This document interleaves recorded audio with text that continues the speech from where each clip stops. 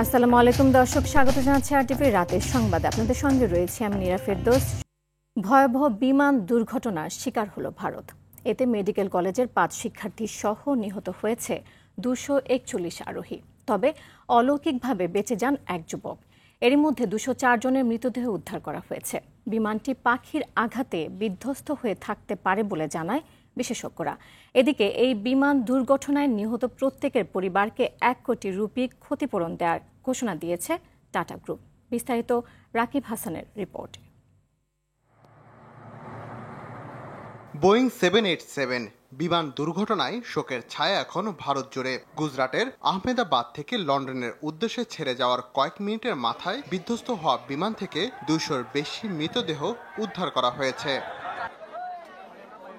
ঘটনাস্থলে থাকা কিছু মানুষও থাকতে পারে বলে জানান আহমেদাবাদের পুলিশ প্রধান GS মালিক। বিমানটি মোট ২৪২ জন আরোহী ছিলেন। এর মধ্যে ১৬৯ জন ভারতীয়, ৫৩ জন ব্রিটিশ, ১ জন কানাডিয়ান এবং ৭ জন পর্তুগালের নাগরিক।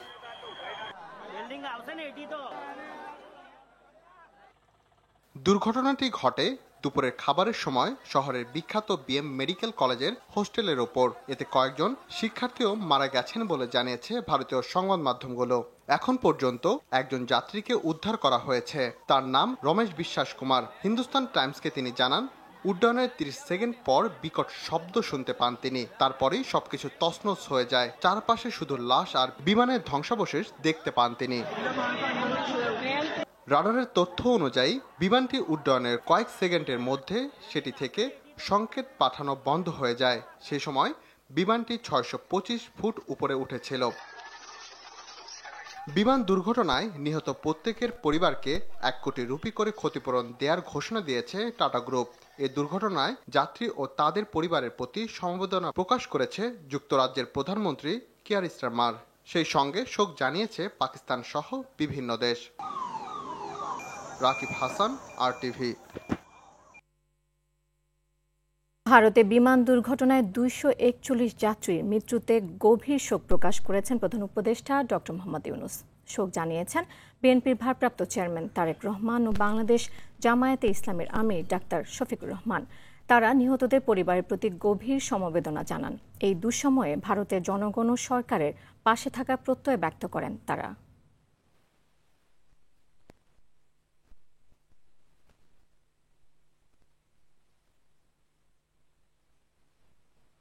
প্রধান উপদেষ্টা অধ্যাপক ডক্টর মোহাম্মদ ইউনূস ব্রিটেনের মর্যাদাপূর্ণ পুরস্কার কিংস চার্লস হারমোনি অ্যাওয়ার্ড গ্রহণ করেছেন।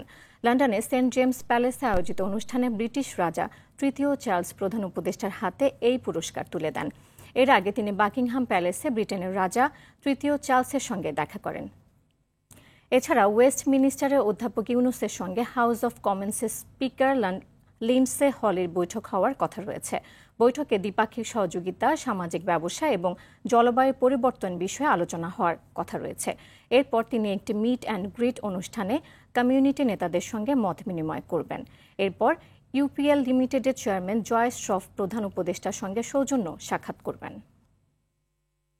কিং চার্লস যেহেতু প্রফেসর ইউনূসকে অনেক দিন থেকে চিনেন, তো সেই জন্য তাদের অনেক পুরনো অনেক ধরনের আলাপ হয়েছে। এই পুরো ট্যুরের এটা ছিল সবচেয়ে ইম্পর্টেন্ট ইভেন্ট।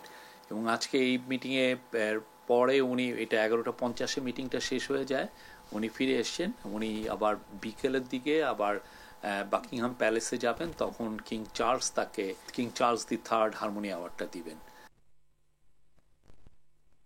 অন্তর্বর্তী সরকার প্রধানের সঙ্গে লন্ডনে তারেক রহমানের বৈঠকে সরকারের সঙ্গে অস্বস্তি নিরসনের সম্ভাবনা দেখছে বিএনপির সিনিয়র নেতারা। ওই বৈঠকে আলোচনার মাধ্যমে সব সমস্যার সমাধান হবে বলে আশা তাদের। মতপার্থক্য কিংবা দূরত্ব হ্রাসের পাশাপাশি ইউনূস সরকারের অধীনেই যৌক্তিক সময় নির্বাচনের প্রত্যাশা দলটির সিনিয়র নেতা হাফিজউদ্দিন আহমেদের। আর রুহুল কবির রিজভী বলেছেন, রাজনৈতিক সংকট কাটিয়ে বৈঠকটি হতে পারে মাইলফলক। সাদিয়া কানিসকে সঙ্গে নিয়ে মাইদুর রহমান রুবেলের রিপোর্টে থাকছে এরই বিস্তারিত। ডিসেম্বরে নির্বাচনের দাবি করে আসা বিএনপি দফায় দফায় প্রধান উপদেষ্টার সাথে বৈঠক করে হতাশা প্রকাশ করে আসছিল বরাবরের মতোই। প্রধান উপদেষ্টা ঈদের শুভেচ্ছা বার্তায় 2026 সালের এপ্রিলের প্রথমার্ধে নির্বাচনের ঘোষণা দিলে হতাশা বাড়ে বিএনপি শিবিরে। নির্বাচন ইস্যুতে সরকারের সাথে দূরত্ব বাড়ে বিএনপির। আমরা মনে করি যে ডিসেম্বরেই নির্বাচন হওয়া সম্ভব। প্রধান উপদেষ্টা লন্ডন সফরে তারেক রহমানের সাথে বৈঠককে কেন্দ্র করে আবর্তিত হচ্ছে রাজনীতির হাওয়া। বৈঠকটি আগামী নির্বাচন, সংস্কার ও গণতন্ত্রকে সামনের দিকে এগিয়ে দিতে গুরুত্বপূর্ণ ভূমিকা পালন করবে বলে মত বিএনপির সিনিয়র যুগ্ম মহাসচিব রুহুল কবির রিজভীর। বোন অফ কন্টেনশন, যে বিবাদের যে বিষয়গুলো, আমি বিবাদ বলবো, যে ডিসকোর্স ডিবেট গুলো আছে, সেটা একটা চমৎকার উপসংহারে এসে পৌঁছাবে, একটা ইতিবাচক উপসংহারে এসে পৌঁছাবে বলে এটা দেশের মানুষ বিশ্বাস করে এবং বাংলাদেশ জাতীয়তাবাদী দল বিশ্বাস করে। দলটির স্থায়ী কমিটির সদস্য হাফিজউদ্দিন আহমেদ বলেন, বাংলাদেশের আবহাওয়া ও পরিবেশের কারণে এপ্রিল কিংবা জুনে নির্বাচন প্রায় অসম্ভব। এই বছর ডিসেম্বরের মধ্যে তিনি তার কথা রাখবেন বলে আশা করি, কিন্তু তিনি যে জুনের কথা বলেন আগামী বছরে, সেটি সম্ভব নয়, কারণ ফেব্রুয়ারি পরে আর নির্বাচন করার মতো পরিবেশ থাকবে না। আগামীকাল শুক্রবার স্থানীয় সময় 10টা থেকে 11টার মধ্যে লন্ডনের ডরচেস্টার হোটেলে অন্তর্বর্তী সরকার প্রধান ডক্টর মোহাম্মদ ইউনূস ও বিএনপির ভারপ্রাপ্ত চেয়ারম্যান তারেক রহমানের সাথে প্রায় ঘণ্টাব্যাপী 1-to-1 বৈঠক হওয়ার কথা রয়েছে। মাইদুর রহমান রুবেল, RTV, ঢাকা। করোনার নতুন ভ্যারিয়েন্ট নতুন করে ভয় ধরাচ্ছে জনসাধারণের মনে। সচেতনতা বাড়াতে পারলে কমতে পারে সেই ভীতি। চিকিৎসকরা বলছেন, আবারও হাত ধোয়ার অভ্যাস, মাস্ক পরা কিংবা ভিড় এড়িয়ে চলতে পারলেই কমবে ঝুঁকি। পাশাপাশি উপসর্গ দেখা দিলে নিতে হবে চিকিৎসকের পরামর্শ।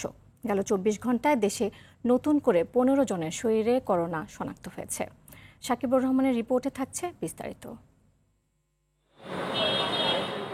2020 সালে বিশ্বব্যাপী ভয়াবহভাবে ছড়িয়ে পড়ে কোভিড-19। স্থবির হয়ে পড়ে পুরো বিশ্ব। তার সঙ্গে বাংলাদেশেও দেয়া হয় লকডাউন। অর্থনীতি থেকে শুরু করে শিক্ষা কিংবা স্বাস্থ্য ব্যবস্থার নাজেহাল অবস্থা দেখে পুরো দেশের মানুষ। 5 বছর পর আবার সেই করোনা ফিরতে শুরু করেছে। শনাক্ত হচ্ছে নতুন রোগী। স্বাস্থ্য সচেতনতা বৃদ্ধি ও সংক্রমণ থেকে বাঁচতে 7টি পরামর্শ দিয়েছে স্বাস্থ্য অধিদপ্তর। যদিও জনসমাগম হয় এমন জায়গায় দেখা যায়নি সাধারণ মানুষের মধ্যে সচেতনতা। মাস্ক ব্যবহারে নেই তেমন অভ্যাস। তবে যারা ব্যবহার করছেন তাদের আশা প্রতিটি মানুষ সচেতন হবে। কয়েকজন আর কি এরকম মাস্ক পরা ছিল, বেশি ছিল না। আমাদেরকে অবভিয়াসলি মেইনটেইন করা উচিত। আমরা তো আবার 2020টা ফেরত চাই না। এমন অবস্থায় চিকিৎসকরা বলছেন, সংক্রমক কম থাকলে সবার জন্য মঙ্গল। এজন্য সচেতনতার কোনো বিকল্প নেই।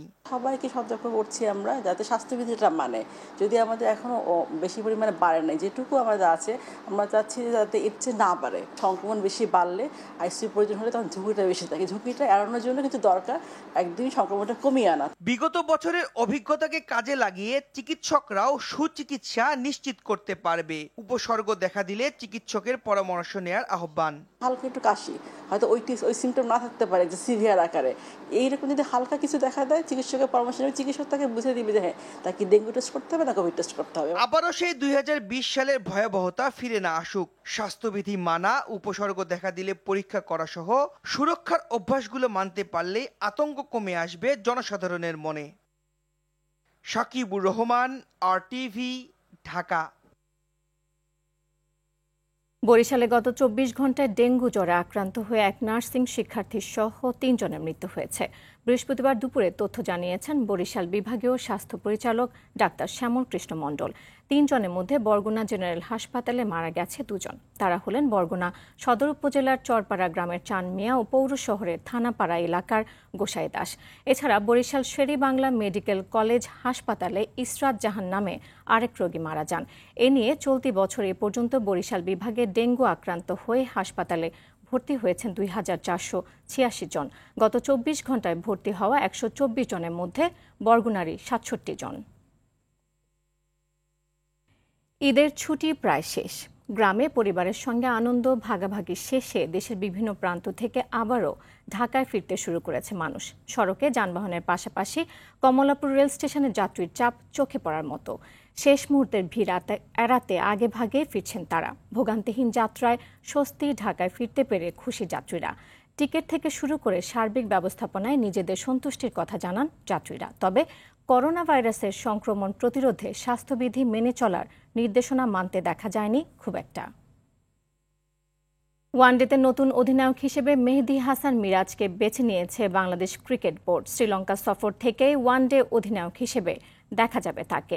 এর আগে চ্যাম্পিয়ন্স ট্রফিতে সহ অধিনায়কের দায়িত্বে ছিলেন মিরাজ। বিভিন্ন সময়ে ভারপ্রাপ্ত হিসেবে দায়িত্ব পেলেও এবারই প্রথম পূর্ণাঙ্গ দায়িত্ব পেলেন তিনি। শ্রীলঙ্কা সফরে 3 ম্যাচের ওয়ানডে সিরিজ অনুষ্ঠিত হবে 2, 5 ও 8 জুলাই। 2016 সালে অনূর্ধ্ব-19 বিশ্বকাপে অধিনায়কত্ব করলেও জাতীয় দলের অধিনায়ক হিসেবে প্রথমবারের মতো মিরাজ গত নভেম্বরে দায়িত্ব পান। সেবার শারজায় আফগানিস্তানের বিপক্ষে নাজমুল হোসেন চোট পাওয়ায় একটি ওয়ানডেতে অধিনায়কত্ব করেন মিরাজ। এরপর ওয়েস্ট ইন্ডিজে 2টি টেস্ট ও 3 ওয়ানডেতেও অধিনায়ক ছিলেন এই অলরাউন্ডার। দর্শক, রাতের সংবাদ এ পর্যন্তই। মধ্যরাতের সংবাদ 1টায় দেখার আমন্ত্রণ রইল। এতক্ষণ সাথে থাকার জন্য ধন্যবাদ সবাইকে।